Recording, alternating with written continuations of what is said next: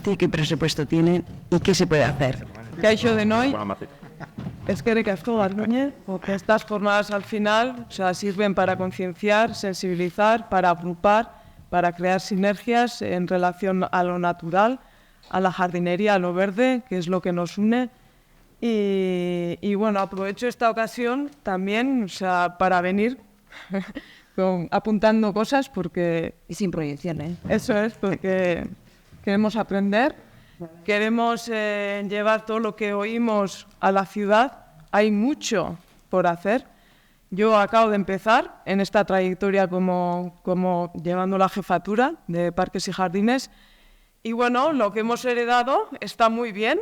O sea, la ciudad de San Sebastián siempre ha sido la gran postal, porque por el clima, por las condiciones, por el mar y por todo, reúne unas características asombrosas y ya de por sí ya es bella, ya es verde, pero creo que, bueno, debemos de empezar a mimarlo de otra manera, a generar otro tipo de proyectos, otro tipo de jardinería. Ya hemos ido hablando un poquito de todo y voy a ir como pues bueno, saltándome de un sitio a otro y repasando un poco todo. Tenemos poquito tiempo porque también quiero que hable Leire, lo siento. Leire es un ejemplo de espacio verde comunal que está gestionado por la misma ciudadanía y me parece interesante. Sí. Entonces te busco un cortito Vale. Y ya hablamos todos. Vale, perfectamente. Empezaría un poquito de lo emocional también, porque creo que la naturaleza, yo siempre digo que nos activa el don de la naturalidad, que nos hace de reflejo y nos hace conectar con nosotros mismos y que nos hace entender un poco los procesos que vivimos. Mira, Íñigo, todo lo que ha contado, o sea, y ha ido evolucionando con la naturaleza externa y su naturaleza interna. Entonces, desde el ayuntamiento estamos ahora con un proyecto de Verde a Piztu, que se trata de un poco llevar más verde y más naturaleza a la ciudad, también en referente al arbolado urbano, o sea, cambiando las condiciones, sobre todo de suelo, para que los árboles tengan más espacio de volumen de tierra útil para que puedan crecer grandes. ¿Qué más? La idea es eso, llevar más verde a la ciudad, pero también activando un poco el espíritu verde. Y bueno, hasta ahora en jardines solamente hemos hecho mantenimiento, pero realmente estamos también actuando o queriendo actuar en proyectos, o sea, para que lo que nos venga de creación estén mejor hechos y con más verde. Y también estamos abriendo otra línea de participación, porque creemos que si no hay participación en lo que se hace, si tú no mamas y no te acercas a la naturaleza y no plantas o no tocas, eso no impregna, o sea, tu interior. Entonces, para que lo cuidemos, creo que tenemos que también trabajar ese aspecto. Igual ahí tenemos el nexo de unión igual con ella, ¿no? Y a ese respecto, o sea, hemos hecho, o sea, al final llevo poco tiempo, hemos hecho unas pequeñas andaduras, hemos empezado con los patios escolares, porque también los niños en ese sentido, bueno, pues renaturalizando ya algunos cuantos, vamos 6. Hemos hecho con asociaciones vecinales pues nuevas urbanizaciones que la gente, llamamiento para que la gente venga a plantar. Y bueno, en los viveros municipales también, pues otro llamamiento para que, bueno, quien quisiera plantase los cestos de planta recolectados. Sí, eso es. Entonces, en ese sentido estamos abriendo una nueva línea con muy pocos recursos, porque habitualmente, pues eso... Si entráis en el Ayuntamiento de Donosti y miráis departamentos, el último que aparece y no tiene un nombre tan grande es de Parques y Jardines. Está dentro de mantenimiento. Claro, estamos absorbidos dentro de mantenimientos y servicios urbanos. Y nadie sabe de jardinería. O sea, todo el mundo sabe de hormigón, de crear ¿no? asfalto para caminos, pin para aceras, ingenieros, arquitectos y todos. Pero realmente jardineros somos 4 gatos, 4 pelados que nadie nos hace caso. Estamos batallando entre papeles para conseguir dinero, pero también en el nodal, o sea, en la obra, parando al operario para que cuiden las raíces de un árbol que hay que proteger. Trabajamos con Samuel, con su empresa, al final un poco con todos, y somos pocos. Y necesitamos ayuda, mucha ayuda externa y mucha concienciación para que se exija. Queremos proteger los árboles, queremos tal... tener calidad. Entonces yo hago como un llamamiento de empoderamiento, o sea, a los que realmente habéis asistido y sois sensibles al tema, para que exijáis. Y tal vez igual entre todos podemos crear jardines comunitarios o jardines comunitarios. ¿Cómo llevamos esos jardines naturales muy interesantes a la ciudad? ¿Cómo hacemos mantenerlos en el tiempo sin que, o sea, con la gente que nosotros tenemos, pero que no están formados en ese aspecto?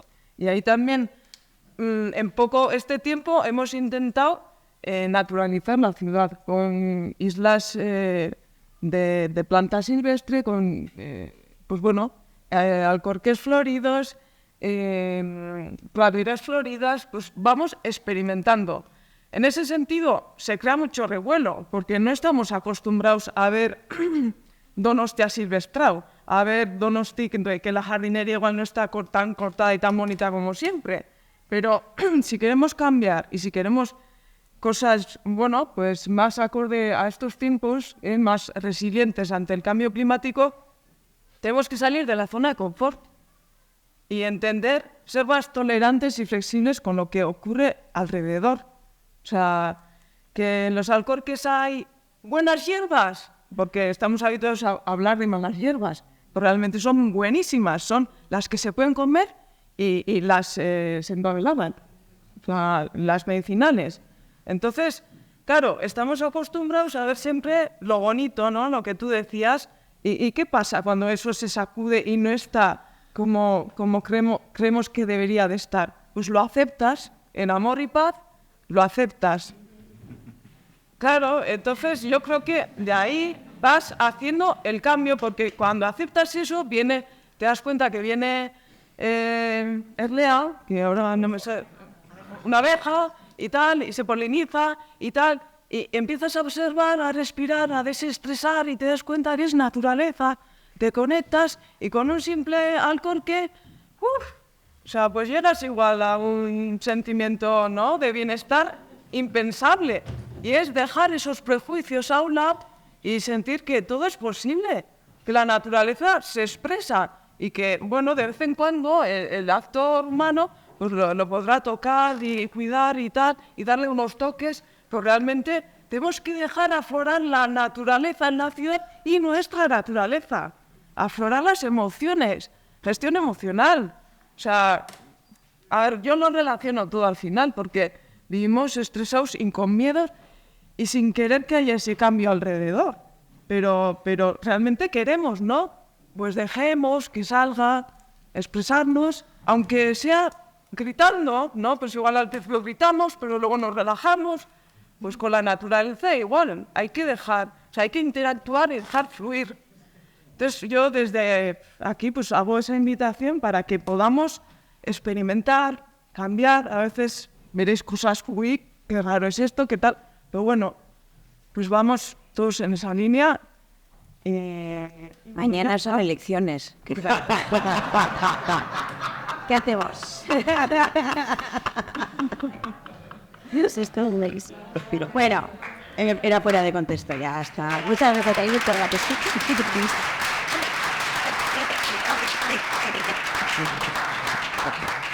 Creo que está tendiendo una percha que todos... A la mañana hemos hablado mucho de crear redes de trabajo y ha sido bastante emocional y bonito. Y yo creo que ha sido un germen de otra manera de trabajar. Yo creo que con Ainitzi puede pasar lo mismo, que a lo mejor esto no ha tenido divulgación porque los medios no han venido, pero vendrán. Entonces, vamos a crear ese germen de poder participar, porque Leire es otro ejemplo de cómo se puede cambiar las cosas desde abajo. Lo haces cortito, pero yo creo que es interesante escucharte. Si quieres un micro de mano, si quieres venir. Porque a lo mejor nos vamos a acumular aquí 200.000. ¿Quién más quiere? Yo también. Venga, le dejo yo. Ainitzi, gallito, mesedez. Venga, Todo gracias por conocerte, ¿no?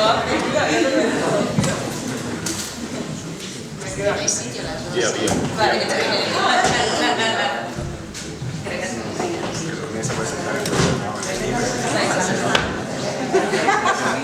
Vale, eskerrik asko, buenas tardes, eskerrik asko Garbiñe por invitarme. Yo soy Lides Rodríguez, soy de Donosti, de Ulia, y vengo a presentaros en un pispás Ulia Kolore Baratzak. Y la mejor manera de conocer de lo que os voy a hablar yo es... No, la mejor manera es ir a visitarlo. Me imagino que muchas de vosotras no sois de la ciudad, pues Ulia Kolore Baratzak es un proyecto en un parque situado ahí, pues como vais a ir todas a cenar al Arzac, pues antes de llegar, pues ahí tenemos nuestro parque, ¿vale? Bueno, voy a hablar un poco rápido, sobre todo quería expresar también pues que estoy encantada de conocer a Einice porque bueno, no nos conocíamos y creo que viene con una visión muy interesante a la ciudad y bueno, pues que creo que una invitación para que ella también conozca nuestro parque y pueda venir a ver el trabajo que hacemos. Nuestro proyecto se llama Ulia Kolore Baratzak, que para los que no habléis en euskera es Ulia, es nuestro barrio, estamos en la falda del monte Ulia, Lore es flor, y Baratza es huerta. Tenemos un proyecto de jardín comunitario, vamos a decir. Y bueno, me han venido muy bien los comentarios de Alex, que hablaba de algo punk, también, ¿no? Pues escuchar pues a Samuel, que reivindicaba más igual la democratización de la jardinería, ¿no? Y de la necesidad que tenemos los habitantes de la ciudad pues de vivir en un entorno natural, en un entorno agradable, pero también de trabajarla, ¿no? Porque, bueno, me imagino que muchos de vosotros aquí os dedicáis profesionalmente a la jardinería, al paisajismo, pero el resto de las ciudadanas, ¿cómo?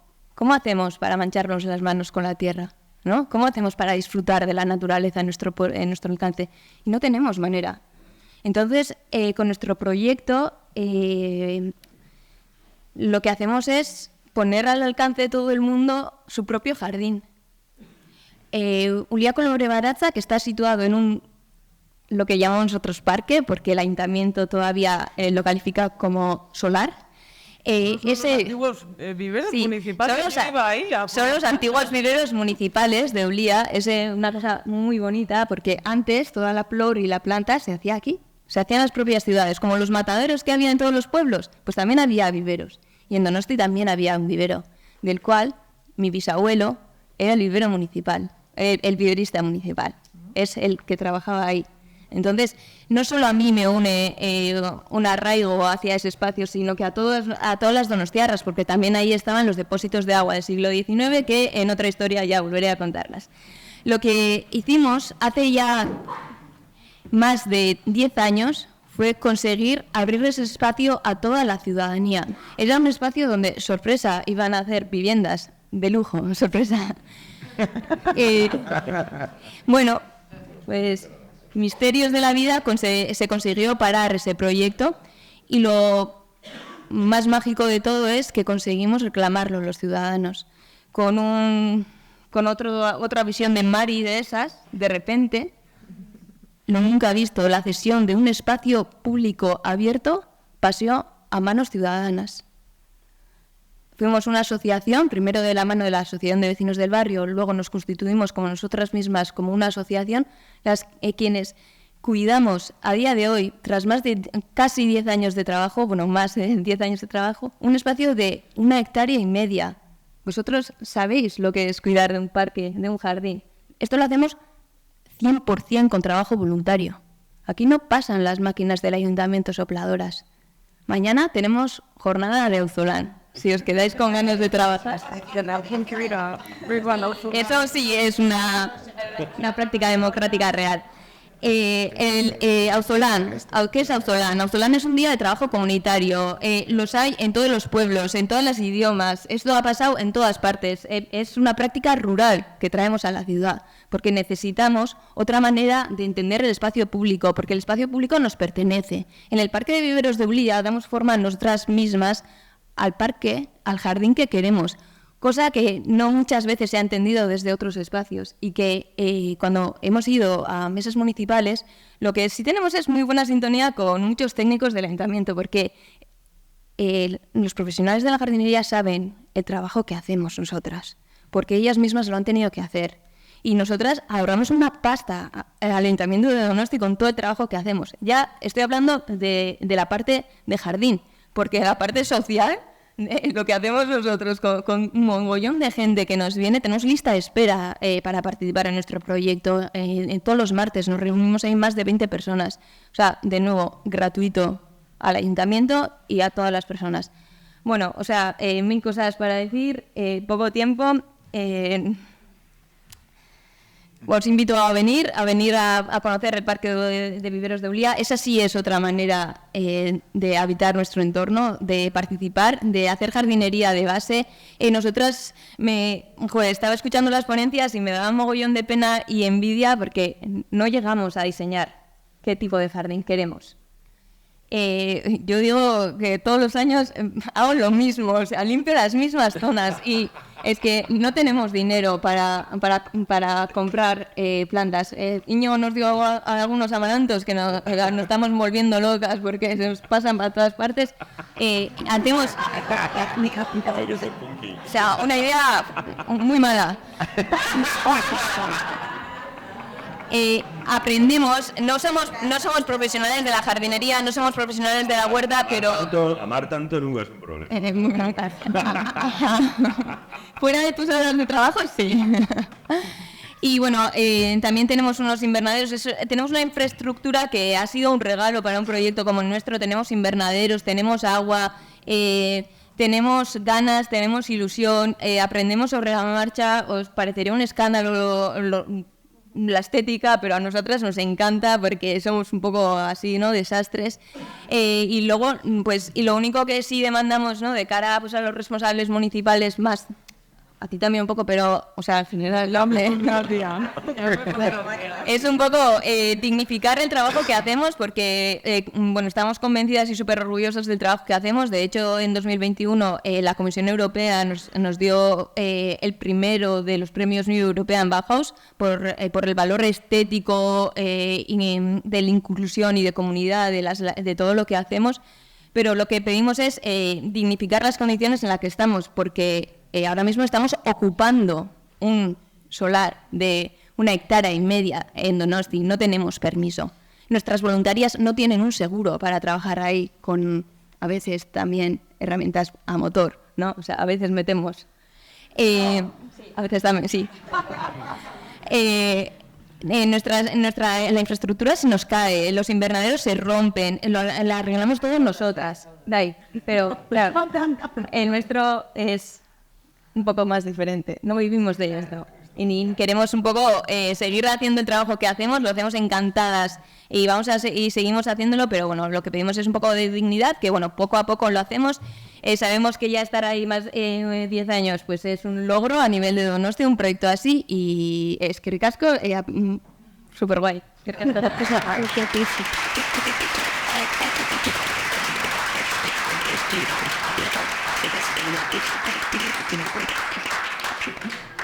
Que está haciendo lugar de encuentro. Más, fíjate, todos son gente de Donosti que se tengan que venir a encontrarse, pues genial. Bombazo. Venga. Bueno, gracias a toda la mesa, ha sido maravilloso escucharos. Yo tengo dos preguntas. Una de arboricultura, si usáis suelo estructural para poner árboles en suelos con gravas y demás, como para evitar estas compactaciones dentro de ciudad. El suelo es complicado. Los suelos técnicos requieren de inversión. Un suelo estructural, a mí personalmente, son soluciones muy cortoplacistas. Ten en cuenta que el suelo útil que le dejas al árbol es un 30%. Todo lo demás es grava. ¿Sí? Entonces, con un poquito más de dinero, prefiero meter célula silva, donde el 99% va a ser suelo útil para el árbol y el árbol se me va a desarrollar. Pero necesito más inversión. Célula silva, Célula silva son unas cajas de plástico, digámoslo así, que están diseñadas para aguantar distintos tonelajes. Si son vehículos ligeros, pues hasta 5.000 kilos. Si tiene que aguantar 20 toneladas o 30 toneladas, compras pues de 30 toneladas. Son unas células, unas cajas que se montan sobre otras y toda la tierra que queda dentro, todo el volumen de tierra es útil para el árbol. ¿Qué pasa? Que yo en un suelo estructural a un árbol de 40, 50 años, igual me está tocando abonarlo, una caca, y en una célula silva no. Y en vez de que se me quede a 15 metros, su genética y su volumen me permite que llegue a 25, pues más beneficios.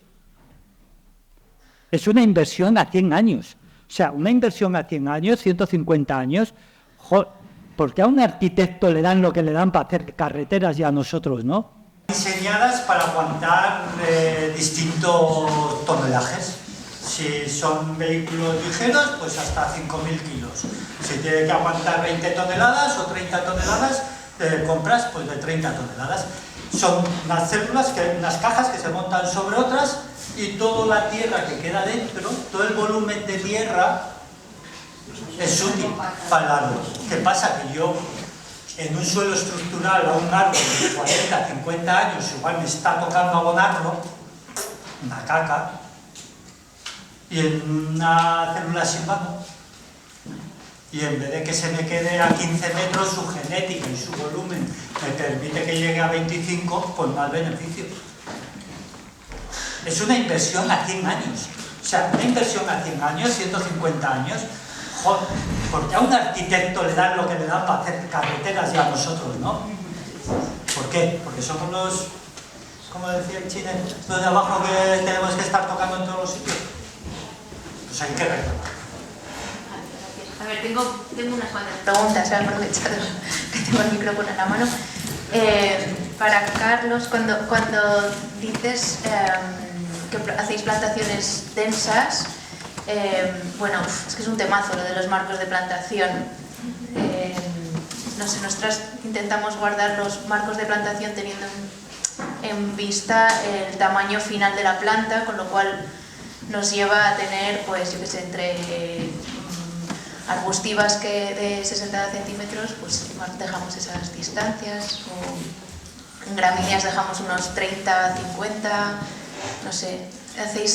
¿Cómo calculáis esto? Es que... Es difícil, esto es un temazo, ¿no? ¿Cómo se dice? Esto es un temazo.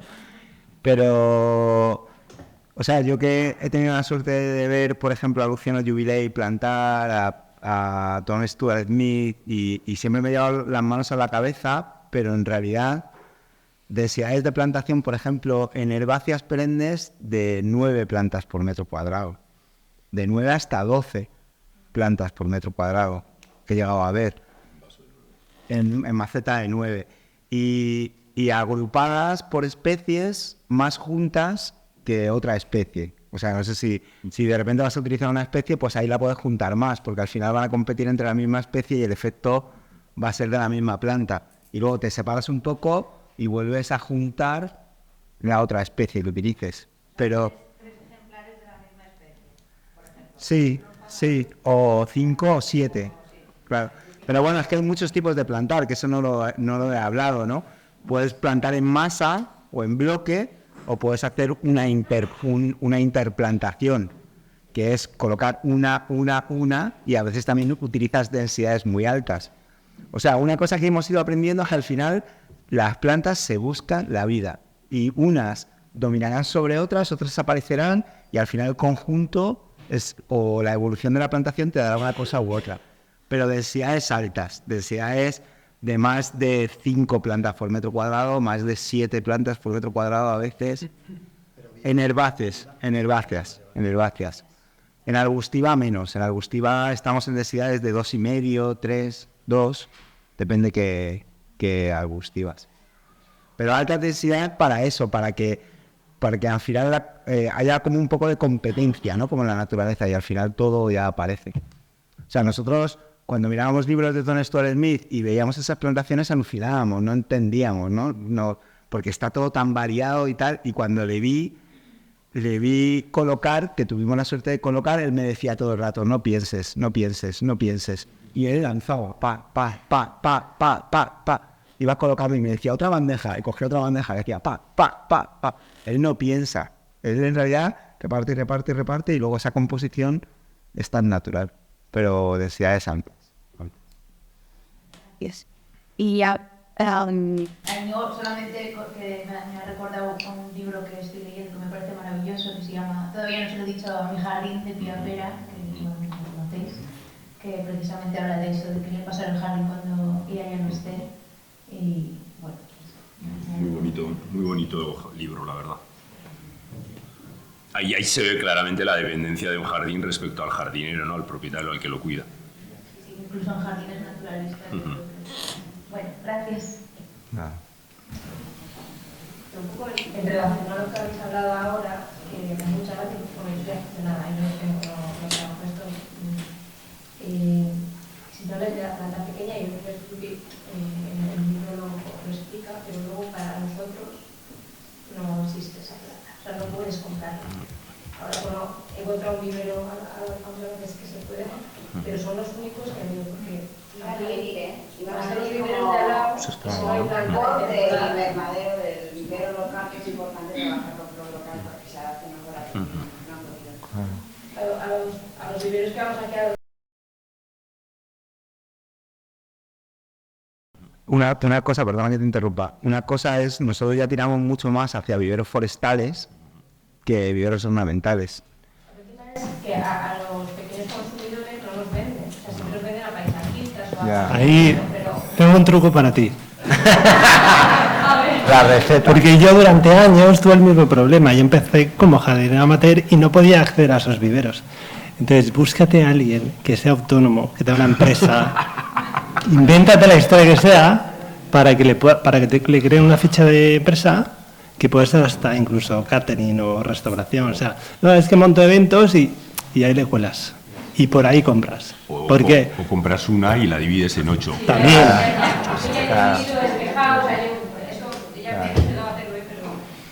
Búscate una... Si no hay cultura, a ver, aquí a nivel nacional no hay cultura de saber que hay que respetar el periodo de plantación, que bueno, aquí en el norte es para marzo, ya tienen que estar plantadas, lo que decías tú, que en climas más secos hay que aprovechar las lluvias de otoño. Aquí cuando se plantan en otoño es un problema porque hay exceso, o sea, empiezan a salir las adventicias, bueno, las no procedentes, y para cuando llega la primavera, pues como no hayas escardado, pues tiene un problemón. Aquí suele ser muy bueno plantarlo en marzo. Y no hay, en los gardens no venden. Una planta que no tenga cuerpo no se vende. Un tiesto sin una planta no lo compra nadie. Entonces no hay cultura de eso. Aquí en Iparralde, si vas a los gardens, siempre tienen, por esas fechas, se traen la remesa de las vivaces pequeñitas, que también te cobran un riñoncito para la mierdita que es, pero bueno. Ahora está en Turarán, que te puede contar Virginia, que es el fin de semana que también. tiene planta de varios formatos, sí. Sí, y los viveros de ustedes también. Sí. Que he encontrado. Luego a ver si podíais, Oliver Twiggy tiene el libro del jardín siendo castellano, y a ver si hay algún libro sobre vivaces en castellano que no encuentro. Bueno, si has visto los libros, bueno, Olivier tiene 3 libros, ¿no? No sé si los has visto. Tiene, bueno, en castellano solo uno. Los otros los tiene en inglés, sí. Y dentro del listado hay herbáceas también. Dentro de ese listado que tiene Filippi, habla de herbáceas adaptadas a un clima mediterráneo. ¿Hay alguno que tiene todo el listado, como las plantas y tal, pero más sobre cómo trabajar o cómo... Yo ahí te diría que el mercado argentino, los argentinos son un poco tienen un clima, Buenos Aires y la zona de Buenos Aires tiene un clima húmedo y son un poco los ingleses de Sudamérica. Y está Clara Villó, que tiene literatura, o sea, tiene libros publicados. Y los argentinos tienen, en cuanto a vivaces y un jardín como más clásico inglés, que no es esta cosa tan de Filippi, tan mediterránea y tal, hay bastantes libros en castellano porque son argentinos. O sea que por ahí puedes buscar. Clara Villoc, sí, con CH final. Y luego te diré que bueno, ya voy a ser un poco lo que leas por ahí, luego lo pondrás en práctica y no te funcionará. Claro. O sea, esta es maravillosa la planta y una mierda, porque en tu jardincito, con el microclima que tienes, con la exposición que tienes, la humedad que se retiene, no te funciona así de veces. Pero bueno, hay que hacer, y por eso lo mejor es coger planta pequeña, poner y ver qué pasa. Y que te cuesta y poco, la experiencia personal pudiéndolo hacer, si no te dedicas a ello, o sea, si es a nivel personal, es la forma de aprender sin duda, o sea, practicando, porque lo que leas no se va a adaptar a tus condiciones, seguro.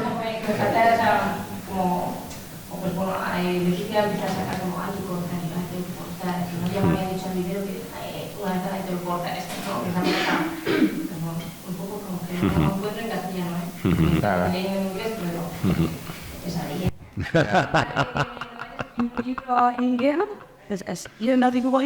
Ya, hay un libro. Hay un libro americano de manejo de vivaces que es muy bueno.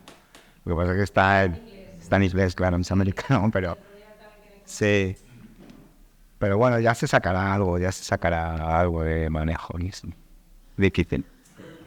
Es difícil porque, por ejemplo, cómo se maneja es una de las cosas que no he hablado, pero el manejo de esas vivaces durante todo el año, que requieren una serie de podas, a lo mejor, pues eso todavía no está demasiado reflejado. Eso es un poco la experiencia que hacemos cada uno y las pruebas. A veces adelantamos unas podas, retrasamos unas podas, aguantamos la planta un poco más para que esté... Porque hay una cosa que no se puede hacer, que es plantar una herbácea perenne, una vivaz, y abandonarla, porque al final tienes que hacer un poco de seguimiento como con otras plantas, ¿no? Pero es pura experiencia, o sea, pura prueba y error y probar. Pero no hay nada editado, es verdad que no hay nada en castellano. Y otra cosa con la que se puede trabajar o con la que nosotros trabajamos también, ahora no hablamos de las especies que se adaptan, las que no, es laborioso, pero son las microtopografías. O sea, tú trabajar el suelo, en lugar de considerar, bueno, aquí no tenemos suelo, tenemos suelos en pendientes, pero normalmente no nos imaginamos suelos llanos. Entonces, trabajar esos suelos llanos y darles, ¿no? Y además, según con qué creas esas microtopografías, puede ser con un suelo vegetal, puede ser con materia orgánica, puede ser con arena o con gravas, pero tú le vas dando esos pequeños movimientos que hace que esa planta que tú crees que necesita más agua o que necesita menos, que crees que no te va a ir, solo con hundirla, elevarla, orientarla en un sentido o el otro, consigues que plantas que crees que no te van a funcionar, te funcionen, porque te creas ese micro ecosistema que hace que te funcionen. Entonces, a ver, es un proyecto de jardín como a mini escala, pero que te da resultados que son maravillosos. Y en un jardín pequeño es algo que se puede hacer. O lo que decía, ¿no?, de los jardines experimentales son cosas que tú las puedes hacer hasta en un macetero. O sea, tú tienes un macetero un poquito grande en casa y te lo curras un poco y te salen cosas que son súper interesantes, ¿no? O sea, que como para probarlo, ¿no? Y sobre todo, si pones una planta en un jardín, la tienes que poner en varios sitios, tienes que probar en varios sitios. Y lo bonito de hacer jardines es lo que decía Alex, ¿no? Que nosotros no hacemos un solo jardín en el que no metamos planta nueva, porque al final eso es lo que nos interesa también, ¿no? Probar. ¿Qué porcentaje experimentáis? Poco. 5%. Por ahí, más o menos. Eso que me parece que es lo que hay que hacer nunca. Nosotros siempre hay una parte... darle a un cliente una experimentación tuya personal de más de un 5%. Y nosotros siempre hay una parte que la llamamos el Popurrí Garden, que es lo que cabe de todo lo que sobra, no sé qué tal. Hay una parte que la llamamos el Popurrí Garden. Y a veces el Popurrí Garden te sorprende alucinantemente, ¿no? Y dices, qué maravilla. Pero siempre metemos, sí, un 5% o menos a lo mejor. Pero siempre cosas nuevas, que vas a visitar y dices, quiero ver esta planta. Claro. Yo tengo una pregunta. Quería saber si actualmente en vuestro trabajo de paisajismo ponéis la malla antihierbas para que no crezcan, o no sé si era ecológico o no, o qué ha sido ahora. Mira, no se pone o nosotros no la ponemos por varias razones, pero bueno, primero la económica de ponerla tal, todo ese rollo, y sobre todo es que no se crea una dinámica natural en la germinación de plantas que llegan a tu jardín. O sea, si tú pones un jardín de grava, que lo maravilloso de un jardín de grava es que de repente los arbustos se resemillan, los subarbustos se resemillan, las anuales no vienen porque la capa de grava es demasiado grande y tú pones una tela, esos arbustos que empiezan a germinar no van a germinar. Pero en las ciudades se sigue haciendo. Se sigue haciendo, pero yo creo que es un error. Lo que pasa es que se pone... Sí, además de que es contaminante, siempre se ve, siempre se termina viendo. Yo no sé de qué manera no se puede ver. Debería estar prohibido. Son orgánicas. Y hay algunas que se descomponen, ¿no? Debería estar prohibido. Yo creo que, sobre todo la negra esa, debería estar prohibida yo también, porque al final se parte... La verde pelón. Sí, sale un azul también. Y luego no se queda intercambio de microorganismos, es que al final tiene muchas desventajas. Y sobre todo es que tú lo que quieres es que lleguen plantas. O sea, a mí lo que me interesa... Yo planto un jardín y lo que decía Alex, al cabo de 10 años es completamente diferente a cómo lo planté, porque han llegado cosas, porque de repente se han resemillado otras, y si tú pones una malla, interrumpes todo ese ritmo natural, ¿no? Si se compacta, deja la oxigenación, se rompe uno. Se rompe. Y ese intercambio de materia orgánica. Pequeño huertecito, estoy plantando mis cosas. Pero hablabas del tema de la tierra, para saber qué tipo de tierra es, cómo se, por ejemplo, cómo se tiene tierra en Arcillosa tal, la lleva a un sitio a analizarla en dónde, cómo siempre sería, por ejemplo. Bueno, nosotros eso lo hacemos solo donde tenemos presupuesto, ¿eh?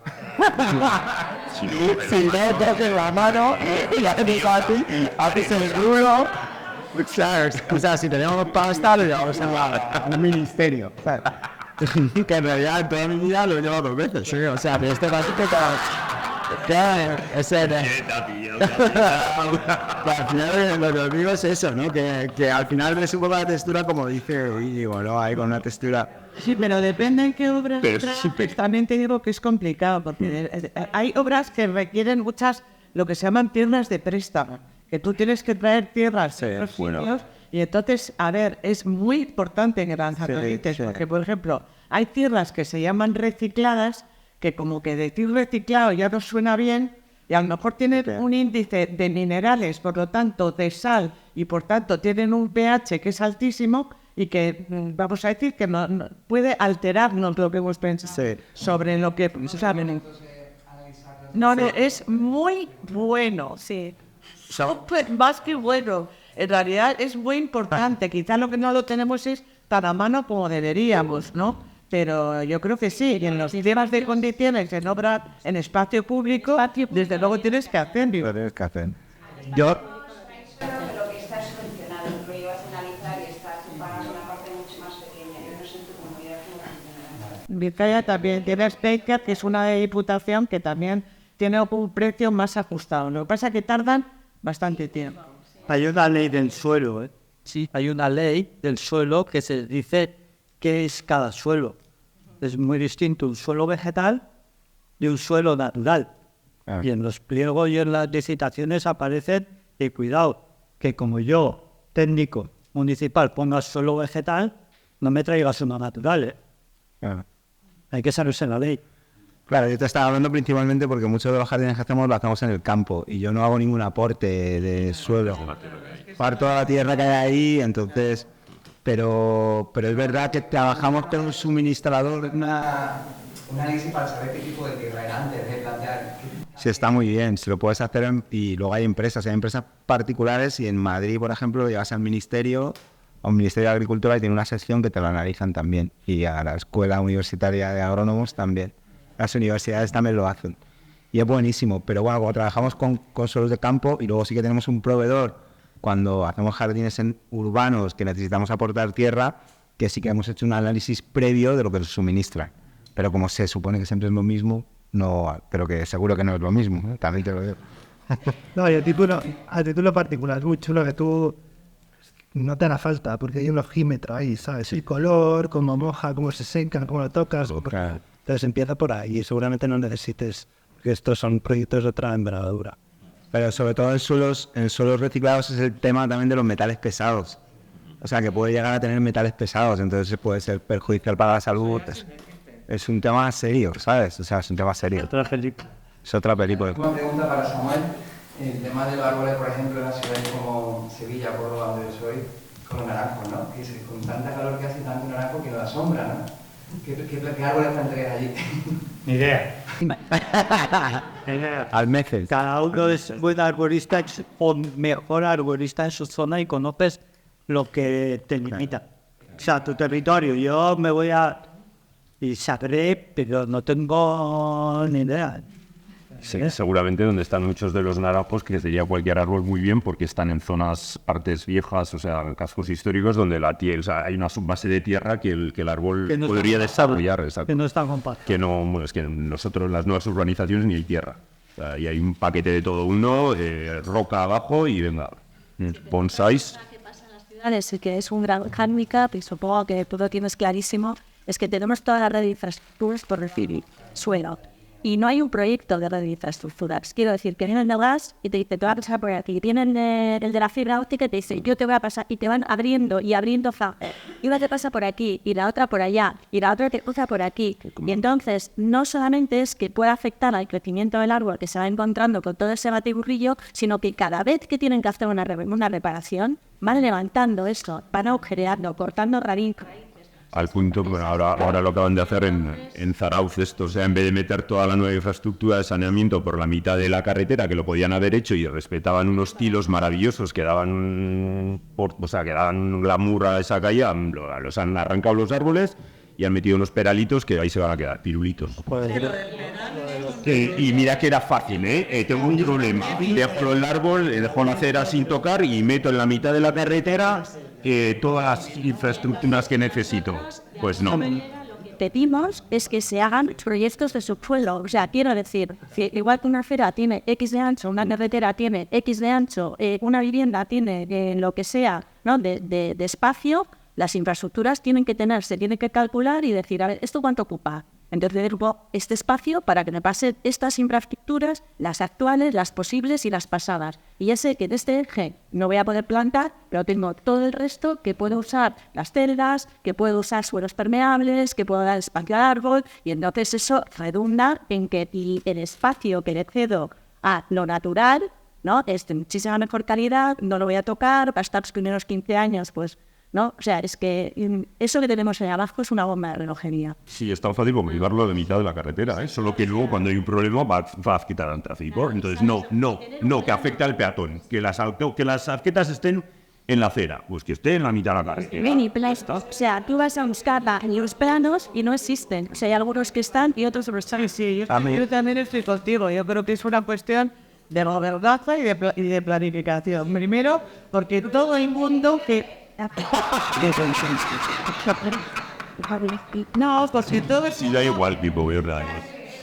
Hay que poner en común la problemática de cada uno de los sectores. O sea, estoy hablando ahora de la planificación en la ciudad, digamos, de lo que es verde urbano, ¿no? Entonces hay que poner en común todo lo que les pasa a cada uno de los departamentos que operan sobre ese territorio. Ese es el ejercicio de gobernanza. Y luego, por supuesto, planificar en base a cómo puedes permeabilizar los suelos con una planificación, con unos objetivos, con un no sé qué, ¿no? Pero yo creo que sobre todo el ejercicio es de juntarse y hablar de la problemática o de los condicionantes que cada cuerpo técnico tiene en el fondo, sobre el mismo espacio, ¿no? Es complicado, pero yo creo que tendríamos que intentarlo. Que lo hagan los jóvenes. Estamos cansados, ¿no? Sí. Hay una pregunta que, si queréis. Sí, claro. Es que no nos han dado el café, tío. ¿Sabes? Sí. Pues no quería abrir. Quería, si podíais hablar un poco de los encojinados. ¿De los? Que no ha dicho nada. A ver, porque me ha sorprendido el encoginado en Mares que habéis hecho en Mallorca. Yo soy Mallorca. Encoginado, lo llamas. El acolchado, perdón. Ah, vale. El acolchado. Pero te has dado cuenta que no es un acolchado como tal, sino se utiliza como medio de cultivo. O sea, es acolchado, pero sustrato. Sí. Lo que pasa es que el marés se disgrega, yo aluciné también, se disgrega súper bien y se convierte en medio de cultivo, como una arena, y enraizan de maravilla las plantas. Pero porque tienen oxígeno. Porque tienen oxígeno, claro. El gravel verde es eso, ¿eh? Sí. Alucinas. Sí, ahora se están produciendo herbáceas perennes a raíz desnuda. Hay empresas holandesas que están comercializando planta vivar a raíz desnuda, que es alucinante. Y se cultivan en camas de arena. Y te las ven. Sí, ¿sabes por qué? Porque no tienen otro idioma. Yo sí, por ejemplo, tengo mi hija con 1 añito, recién nacida. Me la llevo a China, aprende chino cagando melodías. Pero si me la llevo y ya primero euskera, luego castellano, luego tal, llega a China con 5 años o con 10 años, igual aprende, pero le va a costar. Pero cuando de repente tú llegas, lo que tienes es esto, tira, que es lo que hay. Pero tiene que tener mucha cabellera para rápidamente aceptarlo. Si no tiene cabellera y tiene que originarla, Yo que dices esto de los árboles, como la gravel, no sé qué, que es árbol cultivado en grava. Entonces lo sacas y no falta una raíz. Lo sacas, lo apuleas y lo están ahí limpian con el 100% de las raíces, pero una raíz desnuda magnífica que no le falta un... que puedes plantar en agosto. Sí, ahí puedes hacer lo que quieras. Que con sacaron los contenedores para que los políticos podrían plantar en agosto. Sí. Pero luego se quedaban ahí dando vueltas. Mira, hablando de árboles, yo tuve la suerte de hacer como un internship en Kew Gardens, no sé si lo conocéis, ¿no? Que es el sitio probablemente donde yo he visto los árboles más increíbles de toda mi vida, ¿no? No sé si has estado. Se cayeron, ¿no? Se caen y tal. Bueno, se caen porque es un suelo así como bastante arenoso. Se tienen que caer. Y porque también, se caen. Es como, y se mueren. Es como una tempestad y se cayeron. Todo lo que tiene vida se muere. Entonces, como tú llegas allí y tal, de prácticas te ponen a plantar árboles a saco. O sea, te tiras 3 meses ahí plantando árboles y ellos, por ejemplo, todos los árboles que plantan en Kew los producen ellos. O sea, ellos no compran nada, ningún arbolado. O sea, buscan semilla, tal, y los preparan. Y plantas árboles de esta altura, o sea, no de aquí al suelo, sino de la mesa aquí. Y en realidad ellos hacen una cosa bastante curiosa, que el hoyo de plantación es cuadrado.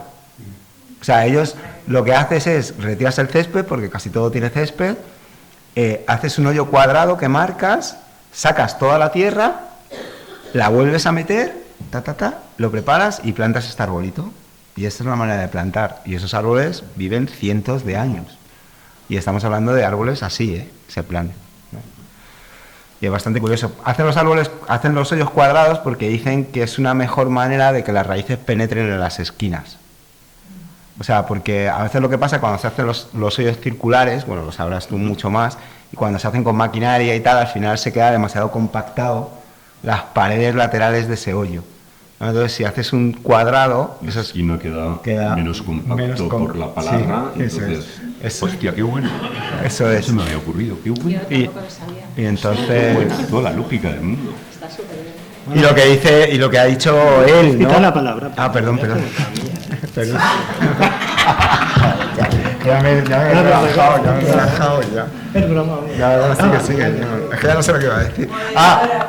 Lo que va a decir que lo que es importantísimo es eso de no crear piscinas, ¿no?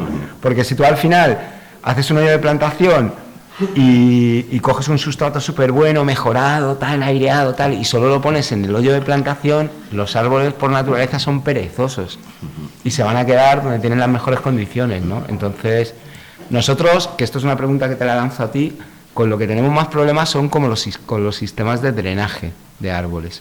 O sea, no sé cuál es el verdadero. Yo después de muchos años plantando árboles y haciendo sistemas de drenaje, yo no sé qué verdaderamente funciona.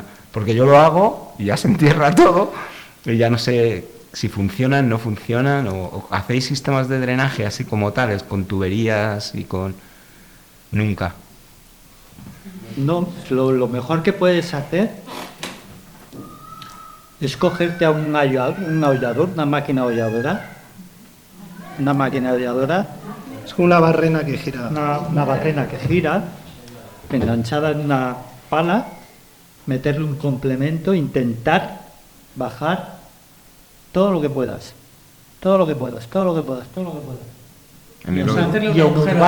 Y en urbano mejor, todo lo que puedas. Llegas al metro, en Madrid llegas al metro. Hay unas capas. En Madrid llegas al metro a la línea 1. En urbano se van en unas capas. ¿Cuál le vendría bien al metro? Falta la línea 1, entre la línea 1 y la 3, ¿sabes? Muchos alcorques fracasan porque hay unas capas como a un metro y medio, antiguas, que de repente las taladras, llegas al suelo antiguo, y el suelo antiguo que no está compactado, ahí drena todo. Qué bueno. Ahí drena todo. Pero entonces haces el hoyo y luego haces el agujero al fondo. Luego intentas romper. Así no. Ya. No, pero el hoyo lo haces, ¿no? Sí, y luego ya... Sí, con una holladora. Vale, guay. Hay que tener cuidado porque la holladora, cuando trabajas en suelos muy arcillosos y mojados, todavía puedes compactar aún más. Sí, claro. Y en terreno pedregoso es un... Salta... Nosotros hacemos mucho, enterramos ramas. Nos gusta mucho enterrar. Sí, ramas de chopo, también. Ramas de sauce, enterradas a 1-2 metros de profundidad, a lo largo, de cualquier manera. Conectamos un alcorque con una zona verde y enterramos ramas. Hacemos lo que llamamos pasos de raíces. Pasos de raíces. El árbol tiene un alcorque, pero me come de allí y no me levanta luego el asfalto. Si lo diseñas bien, si consigues, las raíces tienen una forma de crecer muy... Hay que saber un poquito de raíces, ¿no? Pero lo que buscan principalmente no es la gente cree que es el agua, y es mentira, es el oxígeno. Es el oxígeno. Entonces, si yo entierro raíces o tuberías de cartón, tubos de cartón, de embalajes o de cualquier cosa, las entierras, la raíz va a ir y va a buscar el oxígeno por una frecuencia y pasa del lado al lado tranquilamente. La rama se descompone en materia orgánica y va. Y qué bueno. Muchas raíces nuevas aparecen en las raíces viejas que se han muerto.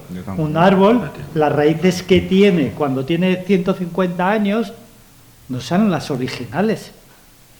No son las de hace 50 años, son nuevas. Tendrán 40, 50 años. Las otras han muerto y las nuevas aparecen en las viejas, muchas veces alojadas. Entonces dices, guau, pues yo entierro una rama de aquí a allí y ya ir al árbol a buscarlas. Qué bueno. Enterrar ramas, sobre todo de especies en climas de estos, son muy buenos. Climas más del sur cuesta más la descomposición porque no llueve apenas. Igual es mejor la tubería de cartón, que no se tiene que ese proceso de descomposición. Aquí se descompone todo muy rápido. Vivimos en el paraíso, ¿eh? Ya, no vamos a venir. De Madrid para abajo o de Burgos para abajo, cuidado, ¿eh? No vamos a venir. Cuidado lo que crece la cosa. Pero enterrar es muy bueno. Qué bueno. Sí, nosotros hicimos en un concurso una en el de Madrid. Sí, de una fiesta de un funeral. Y entonces era como antes de hacer cualquier cosa en el parque, se hacía como era un cementerio y entonces y se habían retirado todas las tumbas. Y entonces la propuesta era empezar como el Día de Todos los Santos enterrando ramas y troncos en todo el jardín, ¿no? Y entonces dejar, ¿no? O sea, todo eso, y además que fuera como un proyecto de participación ciudadana, que se enterraba todo, se cubría y a partir de ahí, ¿no? Empezábamos, pues, hacemos los hoyos, se hace el jardín y tal, pero la propuesta inicial era, de alguna manera, recuperar toda esa muerte que estaba ahí, que pensábamos que era vida, y empezábamos así el Sí, y me parece que en el de los concurso del Bosque Metropolitano de Madrid, también consultando con arboristas, también hacíamos como o sea, se daba, vamos a decir, dibujado en los planos, ¿no? La red de los árboles que iban en alineación y luego salía una especie de retícula secundaria que era la de estas zanjas de maderas o de otros sustratos que me acuerdo que nos dijeron que íbamos poniendo. Entonces el dibujo era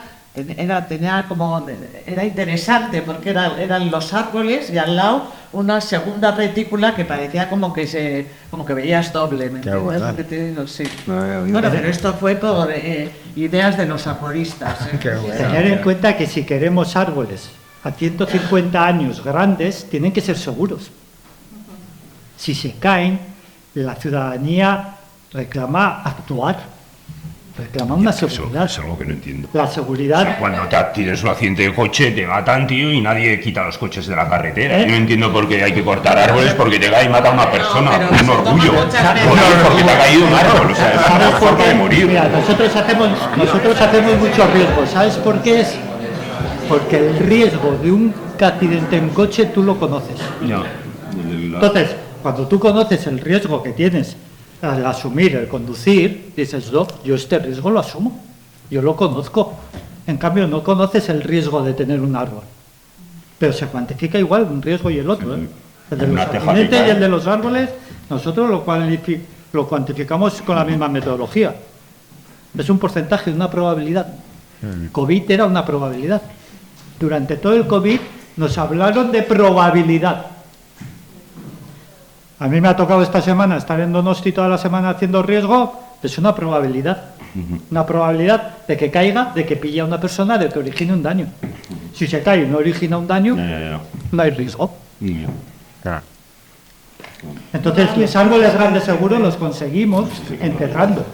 compañera se ha quedado sin... A ver, Alex, No, la palabra. es que era por lo del acolchado que solo una cosa que hemos probado todos, la corteza de pino a mí en plantaciones mediterráneas se me funciona bien, pero la única, por aportar un matiz de los acolchados, es que para el jardinero muy jardinero, para el que le gusta mover la tierra y cerrar y abrir y plantar y resemillar y tal, es un coñazo el acolchado. Y el de grava ya ni te cuento. Porque es una capa densa, muy estable, que en cuanto la mueves vuelve a contaminar toda la capa superficial, con lo cual es una solución buenísima y tal, pero sobre todo para jardines lo hago a tope y lo dejo estupendo durante los años. Para jardineros muy jardineros, no. Un triturado vegetal o restos de hojas, porque también inhibe bastante. Si te puedes hacer pues en otoño yo cojo sacos de todo lo que ha caído de hoja y los vuelvo en los parterres. Entonces los integro un poco en la tierra, los estabilizo para que no se los lleve el viento y sí que hace papel y luego a mí me permite meter la azada o tal, de forma que la grava y la corteza no. ¿Sabes? Eso está muy bien también. Yo usé paja, que es muy habitual en el huerto y de todos los floricultores. Lo para que sí, y la paja además permite una resiembra, o sea, en las zonas yo tengo jardín, parte del jardín está con paja en verano y tal, y ahí se resiembran las verbenas, las estipas, o sea, todo lo que quieras se resiembra mucho más fácilmente. Hola, No, que se vale, acaba bien, ¿no? que Los árboles, como se calcula 150 años, como viene el cambio climático, pues no sé si hay especies de predilección o para responder al cambio climático. Si aquí en el norte va a haber un cambio de clima, Casi seguro que lo va a haber, Hay especies que se van a adaptar y otras que no. O sea, hay árboles que tiran la hoja ya en agosto. Es una estrategia de supervivencia del árbol. Dices, no puedo más, hasta aquí. Ya le estás quitando 2 meses o 3 de vida al árbol. Un año, otro año, pues al final te vas... Las reservas que vas originando son cada vez menor. Y eso resta vida. Entonces, va a haber que introducir la revillera robusta, especies más mediterráneas, cosas distintas, y hay que hacer las pruebas, porque no vamos a nacer con la babosa vida, vamos, eso. ¿Cuáles se están tirando las hojas? ¿Qué árboles se están tirando las hojas tan pronto? Tampoco. El olmo está tirando, el tilo está tirando, los castaños ya en muchos sitios ya han decidido no plantarlos, o sea... ¿Pero no es por hongo? ¿El castaño no es por hongo? No, está la caminaria, por un lado es la caminaria, pero por el otro lado es un tema de golpes de calor que les llaman las socarrinas.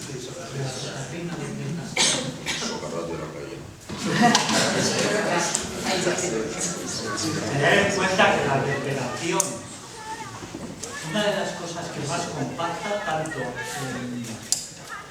la reverberación del calor del asfalto a los árboles está haciendo que muchas plantaciones fracasen.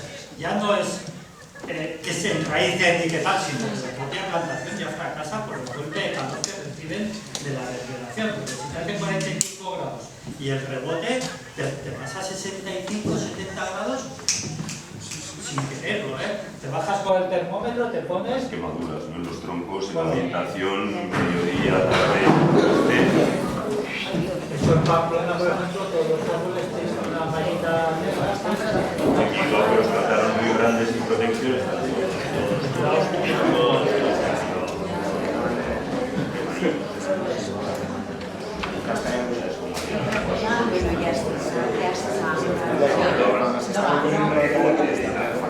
Ellos van a seguir, no van.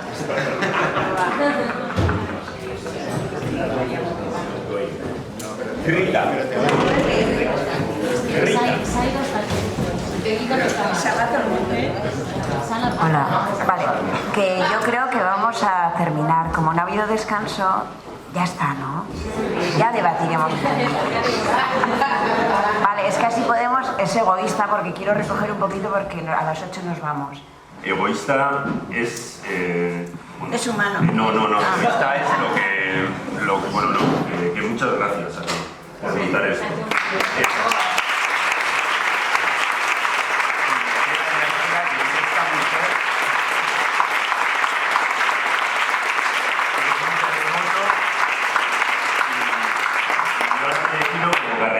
O sea, carretilla es algo que tiene una rueda que si la coges y la tiras va. Si no está quietita. Yo estoy en fase carretilla. Esta tiene motor a propulsión, entonces aprovechate de las carretillas y venga, vamos a hacer cosas. Otra mañana bonita, ¿eh? Me encanta porque esto es el Yo germen. te quería decir que yo creo que ha sido un éxito que no proyectemos imágenes.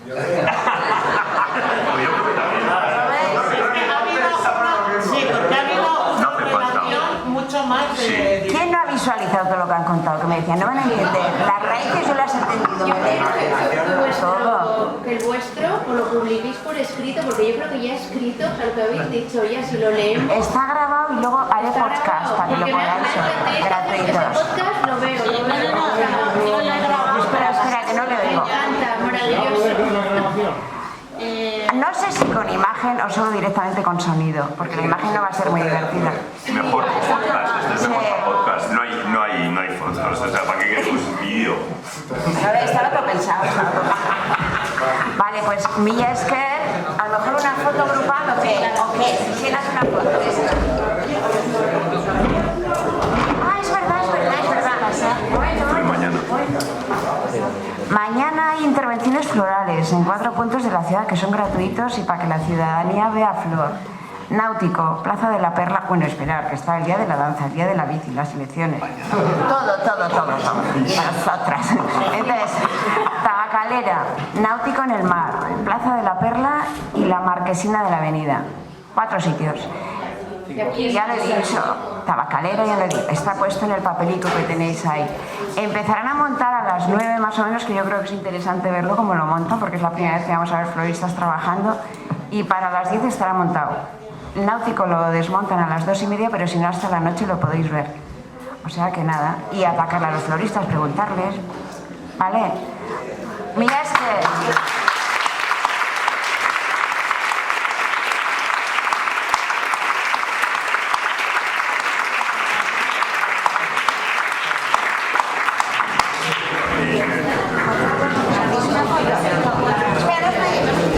Que yo tengo 7 libros para vender.